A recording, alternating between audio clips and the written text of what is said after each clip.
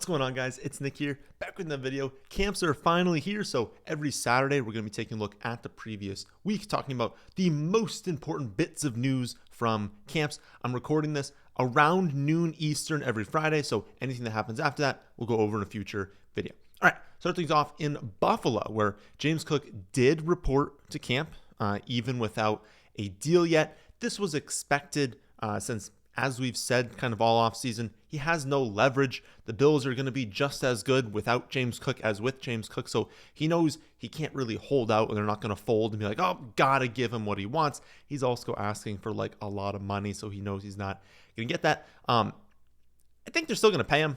I think they're going to get a deal done before the start of the season. He did overperform his contract last year. I don't want to say they owe him because that's not how the teams think. But again, I think they're going to get a deal done, just not for as much money as James Cook is going to want. At the end of the day, if you like him, right, if you think that he's a really good pick, you can capitalize right now because people have kind of been fading a little bit because of this whole contract situation and the unknowns that it does present.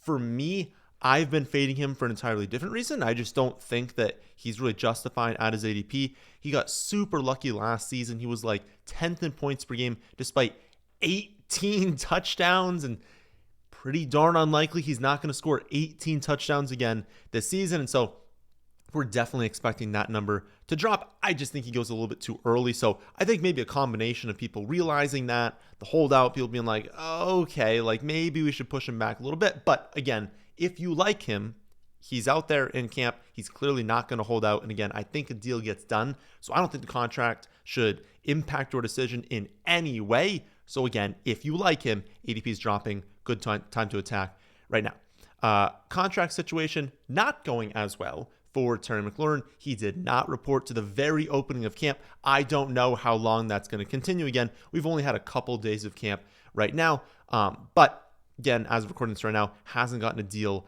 done. With Terry, I almost think it's like the exact same situation. Like, I am also not very concerned about the contract in this one. I know he's holding out, but I would be absolutely shocked if they didn't get a deal done because Terry actually does have some leverage. Bills are going to win the exact same number of games whether they have James Cook or don't have him. It's not going to change anything. That is not the case for the Commanders. Terry McLaurin's a very important part of that team. They will lose more games, not a ton more, but they'll lose more games without him. They want to get a deal done. I think they will get a deal done. Again, I'm more concerned about the touchdowns. You know, when you've got a player who gets 4 touchdowns in 4 consecutive years, that's kind of where they're at. And I know the quarterback situation got better, but spiking to 13 touchdowns last season, I don't care who you are. I don't care who your quarterback is. 13 is just a lot of touchdowns. And so when we're drafting him pretty much just a little bit behind where he finished last season, with the addition of Debo, you're basically saying you have to be super lucky with touchdowns again this year. I mean, the man's going at like the round 3, round 4 turn. It just feels a little bit early. So I don't draft him a ton, but I'll say the one thing on Underdog, I will be willing to sometimes take him because he goes like right before Jaden Daniels. And a lot of times you can just take Terry McLaurin.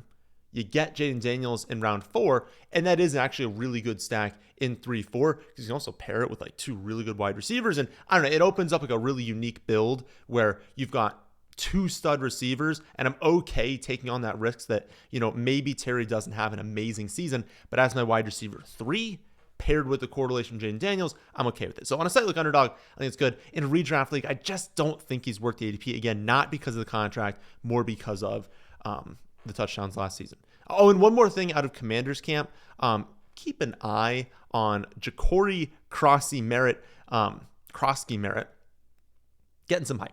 He's a 7th round rookie, so let's be honest, it's probably just camp hype. But if he generates buzz, if he looks great in the preseason, if, you know, he makes the team, going to have a role early in the year, like that is going to impact the value of Brian Robinson Jr. and Eckler. Right now, not doing anything. So I'll be drafting those 2 exactly as it was before, which means, I'm not really drafting Austin Eckler, and Brian Robinson Jr., when he falls, I'll take him a little bit, but not one of my favorite picks. If we actually get some more hype from this rookie, and he's actually going to command more of a workload, it turns those 2 into like must fades for me. But again, it's early camp hype before pads go on, before any sort of joint practice, before any sort of preseason. don't buy into it too much. Next up, we have one that's flown a little bit under the radar this entire offseason, and it's a situation I've been watching closely, and that is in Panthers camp, the running back battle between Chuba Hubbard and Rico Dowdle. I think everyone assumes that Hubbard is going to win that job, and they're definitely right. Like, obviously, Chuba Hubbard is going to be the running back one this season. There's no way that Rico is going to steal that job, be the running back one.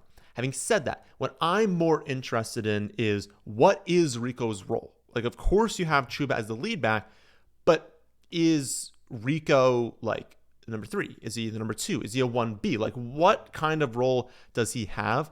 Chuba was horrible, absolutely horrific in yards per route run last season. It is highly predictive. He's not that good of a pass catcher. So when they bring in Rico, you're like, okay, do they view him in more of that pass catching role? Then we have this quote from Dave Canales on Thursday regarding Rico. He was asked what stands out about Rico, and he said, quote, he catches the ball well out of the backfield, and the cherry on top is that he's amazing as a pass protector. And then he went on, kind of talk about how well-rounded of running back he is, how well he is on the ground early downs as well. My concern, again, with Chuba all summer has been that they might have brought Rico in for passing downs, and people are not factoring that in enough when they're taking Chuba pretty early in drafts. And given these comments from Dave Canales, I think that I'm right. If Rico is definitely going to still mix in sometimes on early downs, but is also going to be their main passing down back, main third down back, then that's going to make it really difficult for Chuba to hit in fantasy. And given that he's barely going after guys like McLaurin, Hampton, James Cook, Ken Walker, who probably going to have much better seasons. He's going ahead of guys like Alvin Kamara, Joe Mixon, James Conner, Harvey, Henderson. I don't know. I just don't really see a need to draft Chuba, especially right now. Well, we don't know. And really at any point this season, especially if we get more news that Rico is passing down back.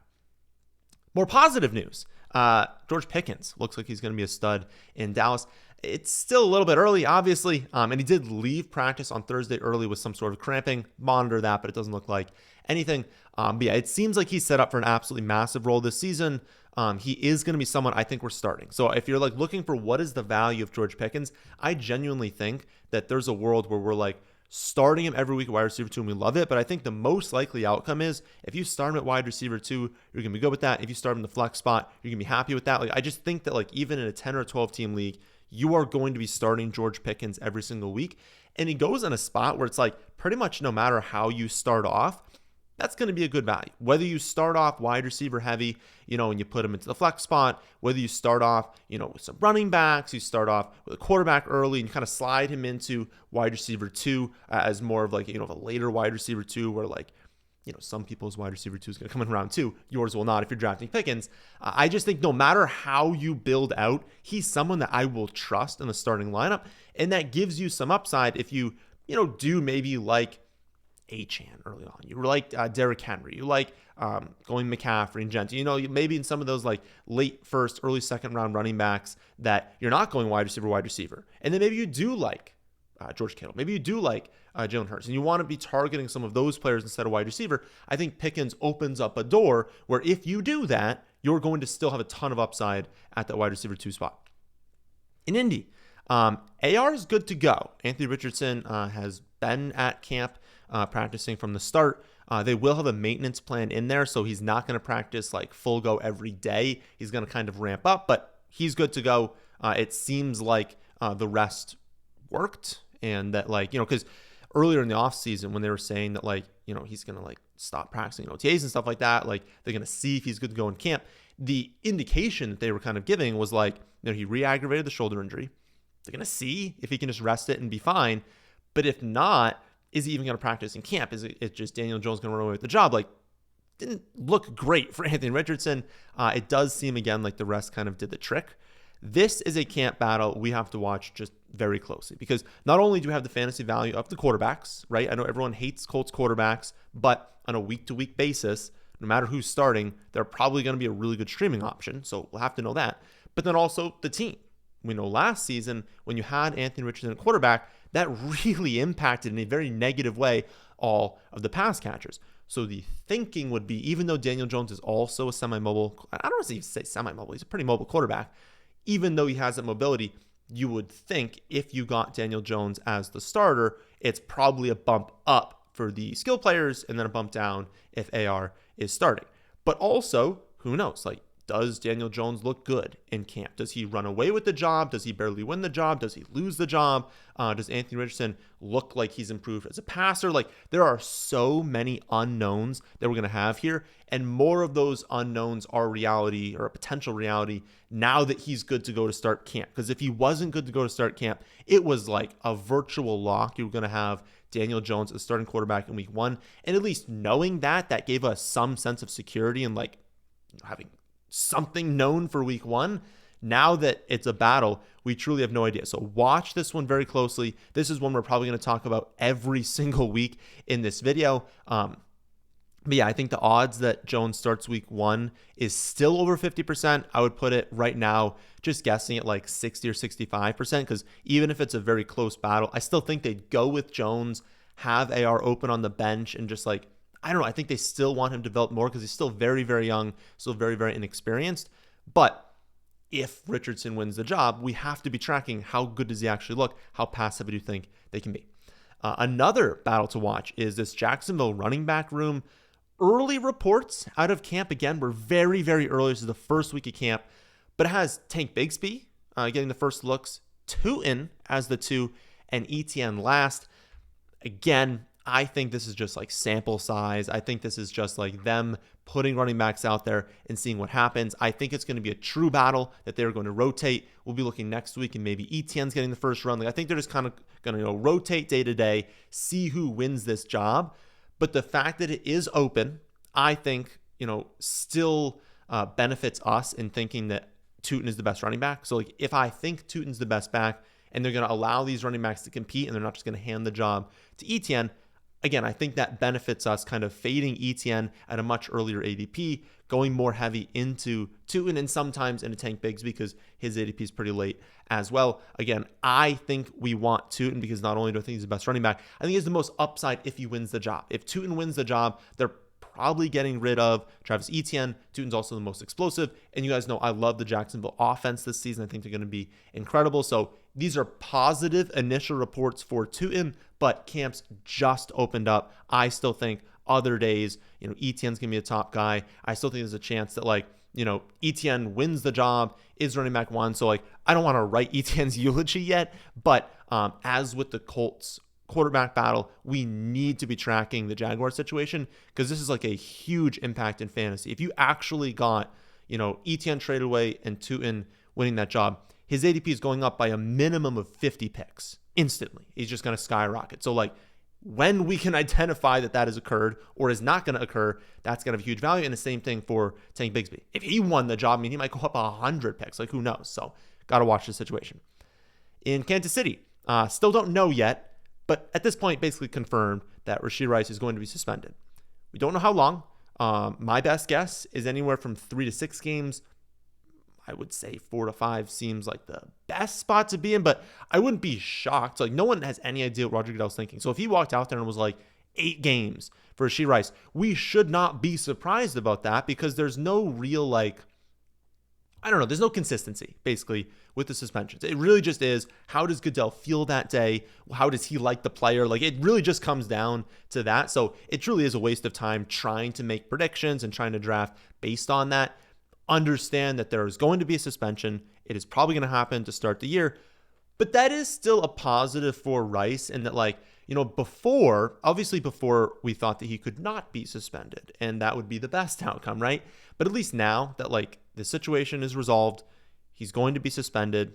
It's probably going to happen to open the year. It would be shocking if they just didn't say anything all off season. He opens the season not suspended and we're just waiting. They have all the information at this point. They know what to do. He's going to be suspended to start the year. That's at least, the first 4 weeks of the season. There's no buys, and your roster should be at its healthiest. Maybe we have some unfortunate injuries to start the season, but the odds are first 4 weeks, which should be either all or most of the time suspended, you will have options, right? You will have a wide receiver 3, wide receiver 4 that are healthy, that are not on bye that you can slot in there. Maybe you can help out with the running backs in the flex spot as well. But you will have options to where those are the single best weeks you can possibly not have Rashee Rice. So I don't think this tanks his value. Again, I had been saying that I thought Rice was worth honestly, in a 12-team league, like a mid to early-ish second-round pick if he was not suspended. So he'd go in that general range of Drake London, Landon McConkey, A.J. Brown, that general range if we knew no suspension. Now that we know there's a suspension coming, I think it puts him into like round 4, round 5, that general range, because that outcome exists where it could be like 6-8 weeks, and now it's like, okay, he'd probably have to go in like round 7, 8. Like it would have to go way lower if it was 8 weeks. As you move up, obviously it's better. I think right now, again, 4 or 5. That general range, I think, is fine. If you want to take him in 4, it's okay. If you think that you're a good drafter, you think that your league mates stink, and you have a huge edge, you would take him, right? Like you would take him in round 4, know that you would get value in the later rounds, know that you can stream the position, you can figure something out for a couple weeks, and then once he returns, you have a second round wide receiver that you spent a 4th round pick on, and those are the weeks that matter anyways, right? Like if you know you're going to make the playoffs no matter what you do with Rashee Rice, you would take him because now you're getting a second round player in the fantasy playoffs at a super low discount or super good discount. So it doesn't mean you can't draft him, but understand that we don't know what's going to happen with suspension. Oh, but also, if he gets suspended, I'm pretty sure, don't quote me on this, but I'm almost 100% sure he can like play everything. So even if he's suspended to start the season, that's to start the season. So it'll be like he can play throughout camp, he can play in the preseason, he can do all of this stuff, and then once week 1 happens, that's when he's gone, that's when he's away. So it wouldn't be a situation where he's suspended for the first like 4 weeks, let's say, and he doesn't get to practice at all in camp. That would not occur. He'd still get to practice in camp. Chargers camp. We got a picture of Najee on the sidelines, but he was in a hoodie. He had massive sunglasses on, so you can't see the eye. For those of you who don't know, he got a little too excited on the 4th of July, blew up some fireworks, impacted his eye to some degree, an unknown degree. Let's serve as a PSA. If you're ever owed a guaranteed $5 million over like a 6-month period of time, you do nothing to jeopardize that. Like the fact that he was doing that is absolutely insane. I can't even fathom being handed $5 million and be like, all you have to do is just like show up to camp, be on the team, not do anything stupid, and then you go out and do something stupid. So no idea what's going through his mind, but his ADP is in free fall. I don't 100% know what to do with that. My gut says right now that he's going to be fine. Like if this was a horrible situation, he wouldn't be out there. And even, I know, again, he's like hiding it, with the hoodie, with the sunglasses. He would not be out there. He wouldn't be showing up to the facility if this was like really, really bad. I just don't think it's going to be that bad.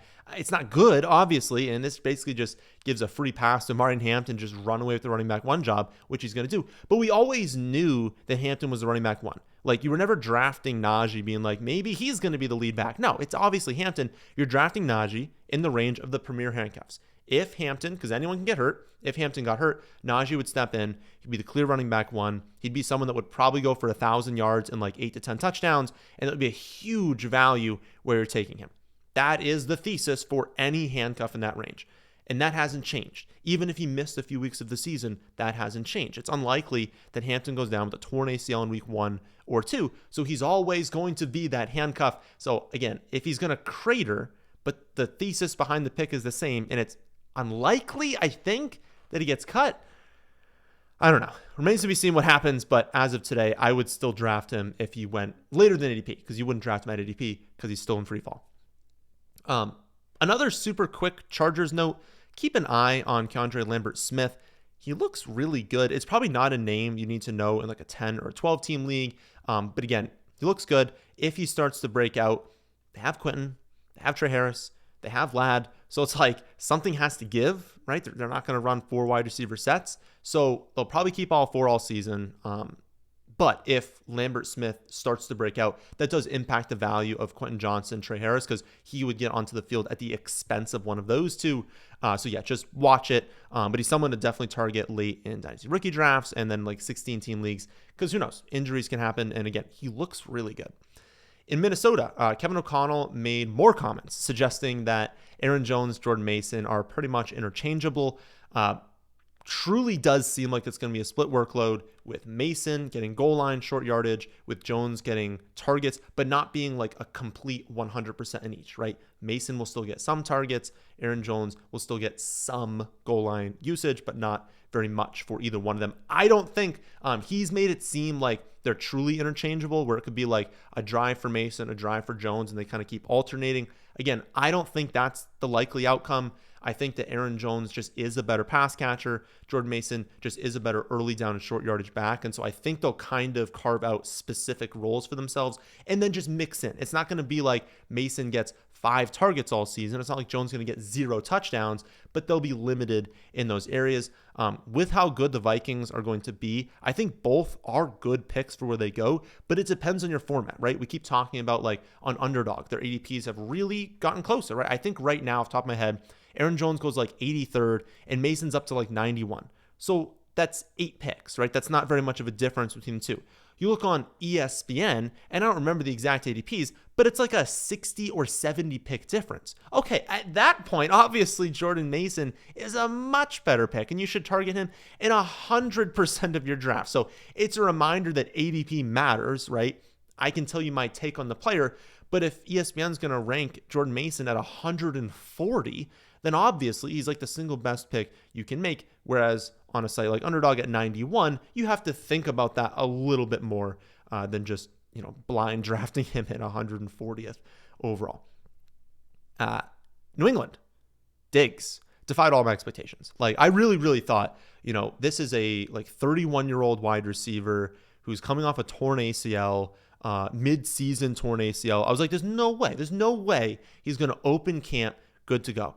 And then he does. He just goes out there. He's going to be limited in some way. They're not going to push him too much because there's no need to, but he's good to go in camp. He looks good. Apparently he's just an athletic freak. So I've moved him up the rankings. I'm starting to take him a decent amount. You all know that I like this offense. I like the play calling that they're going to have. I like the playmakers they brought in. I love Drake May as a player. So for fantasy, I want a ton of Drake May. And if I want that, especially on a site like Underdog, I want to be drafting Diggs. I want to be getting stacks where it's like Diggs, May, Hunter Henry, throwing in some Demario Douglas as well. For redraft leagues, though, I still want Stefon Diggs. He still goes in a range where you're probably not even starting the wide receivers where you draft him, but he's going to be their top targeter. At this point, I'm pretty convinced he's going to get the most targets on this team. He's going to have upside in the receiving game to be someone you're even starting at wide receiver 2, and you in no way have to take him as a wide receiver 2. I think the whole offense is basically going to be a lot of targets to him, to Pop Douglas, Hunter Henry being used in the red zone as kind of like a third down guy as well. Kyle Williams, we'll see how he kind of performs in camp. There's some really good reports, to open camp. Then he has kind of a bad day. So we'll see how that goes. He's going to be their deep threat. He's going to be someone that can really push the ball downfield. And it looks like he actually is going to be a good wide receiver. So again, I'm much more excited about this team than last year. Drake May, another year in the system, better coaching, better play calling, and also just better playmakers. They stunk last year. They had such horrible, it was the worst wide receiver room you could have dreamed of. Not even in the NFL. You could not have dreamed of a worse wide receiver room they had last season. So getting rid of those scrubs, keeping Pop Douglas, who's still a good wide receiver, but then just improving the outside wide receivers and keeping Hunter Henry there, upgrading pass protection for both the offensive line and the running backs. I think the offense is going to be a lot better. Not elite, but a lot better. And so again, target Drake May a ton, but I think target Stefon Diggs because he's recovered way faster than I anticipated. In Giants camp, Nabers looks like an absolute stud. We knew this, but again, I genuinely think that he's set up for 200 targets this season. With that being said, they keep mentioning this toe injury as something that he's going to have to manage this season, something that could require surgery at some point in his career. It's been an issue since college, and it's something he dealt with last season, still commanded 170 targets in 15 weeks. So it is something where it's it could be nothing. It could be the exact same as last year. He could have 200 targets, and you're like, why did I not draft him because of this, injury?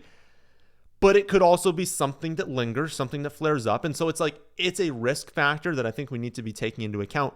I still am drafting him without hesitation in that mid to late first round, but I have moved Puka over him. So if you're coming from the wide receiver rankings video, I talked about how I had Nabers over Puka in the wide receiver rankings. I now have Puka first because both of them are honestly set up for 200 targets this season. I think everything you can say about Malik Nabers, you can say about Puka, just being I mean, Puka could be the wide receiver 1 by a mile this season. Like, he could literally be the wide receiver 1 by like 1 or 2 points per game this season. That's how good of a year he can have. And he doesn't have a potentially lingering toe injury. Puka's had his own injury history, and if something pops up for him, I'll be concerned as well. But I think it's pretty clear. You take the top 6, you take Puka, you take Nabers. I think that's just how the top 8 should be working out this season. Jets camp. Our first big scare of the offseason. Justin Fields goes down. He's carted off. This is a reminder. The cart is used liberally in camp. When someone has even a slight concern of a slight injury, they put him on the cart. They get him out of there. It is not like getting carted off, in the middle of a game. Those are 2 completely different things, okay? So know that. As of Friday, as of recording this video right now, he was on the sideline. He had his helmet. He wasn't in the practice, but the fact that the next day he went out there and had his helmet and was on the sideline, and who knows, maybe practices in the afternoon, he's fine. Don't worry about that. Don't draft him any differently. Maybe his ADP will drop because of this, but I don't think people are in tune enough to the daily news where maybe if you were drafting during the news came out, maybe he dropped a little bit, but don't worry about this. It's a reminder that Justin Fields is the single most likely quarterback to get injured. It's pretty likely he's going to miss multiple games this season due to injury, and you should take that into account when you're drafting Garrett Wilson. There's going to be some weeks this season that Justin Fields is out, and Garrett Wilson has terrible quarterback play. So know that, but I still kind of maintain if you're drafting Garrett Wilson, you're drafting Fields. There's just no way that Garrett Wilson's going to work out as a pick for as early as you take him if Justin Fields does not work out as a quarterback and is not the starting quarterback of that team. So I would correlate them together, and if that's too much risk for you, then maybe you just shouldn't be drafting Garrett Wilson. And San Fran, Ricky Pearsall opened on the pup, but he hit his pre-injury GPS max speed. That's just something that the teams like to do. They're basically okay, go out there. How fast can you run? Once you hit your pre-injury max speed, you're pretty much recovered. They said they wanted that to happen and then also to kind of ramp up conditioning. So they're anticipating him being back on Sunday. This is good news, right? He hasn't suffered any sort of setback. He's back to his speed. In a couple days, he'll be out there practicing. So if that happens, we're good to go with Ricky Pearsall. But monitor, whenever someone has a hamstring injury in year 1 and then has a hamstring injury in year 2, if he has another hamstring injury later in camp, that is something that should go off in the back of our minds, being hey, this is a problem. This is recurring.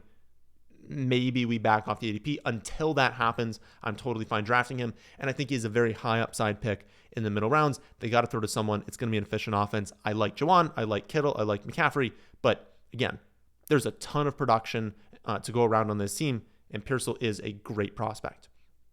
In Seattle, they finally cut Noah Fant. I don't know what they were doing all offseason, being we're going to cut him. Now we're not. Now we're going to cut him. And they finally cut him.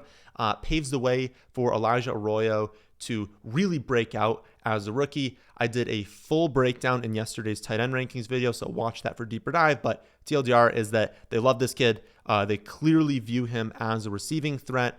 They've talked about how could he be an X wide receiver? That's the kind of the lens they view him in. That's not going to happen. He's going to play tight end, but he's a great receiving threat. And let's be honest, JSN's the number 1. Kupp is the number 2, but is he cooked? Can he stay healthy? Who knows?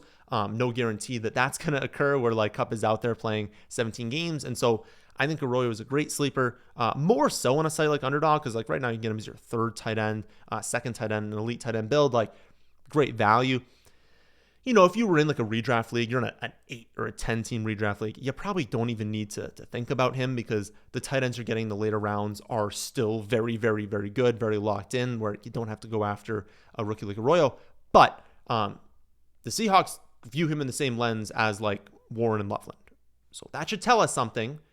I think he's solid as a tight end 2 in a 12 team league or beyond, especially as you get more bench spots, as you kind of open up that possibility of taking that second tight end. I think he's really a good one to go after this season. Tampa Bay, still no timeline on Godwin's return. And Baker Mayfield, unprompted on a podcast with the Kelsey brothers, was just absolutely gushing over Emeka Egbuka, saying he's a stud. He does everything right. He can already be thrown into any of the 3 wide receiver positions and crush. You can just tell from his tone and the way that he lights up when talking about Egbuka that he really likes him. We know Baker Mayfield, even losing Liam Cohen, Baker's a good quarterback, an aggressive quarterback, will just chuck the ball to his best players. And if he really likes Igbukah already, and we already know we've been all in on Igbukah, like I think he's an unbelievable prospect. I think he's going to have a great year. He remains one of the best possible picks you can make in drafts right now. So that's the latest news as far as recording this video. Again, anything that happens like between recording until upload, we're going to have the mock draft Monday. We're going to have the live stream Tuesday. We're going to have other videos and then the next Saturday video. So every Saturday, we're going to make this video. So make sure you're subscribed so you don't miss any of these updates. That'll do it for this one though. Thank you all for watching. Please leave a like if you made it this far. Please subscribe to the channel if you are new here, but I'll catch you all on the next one.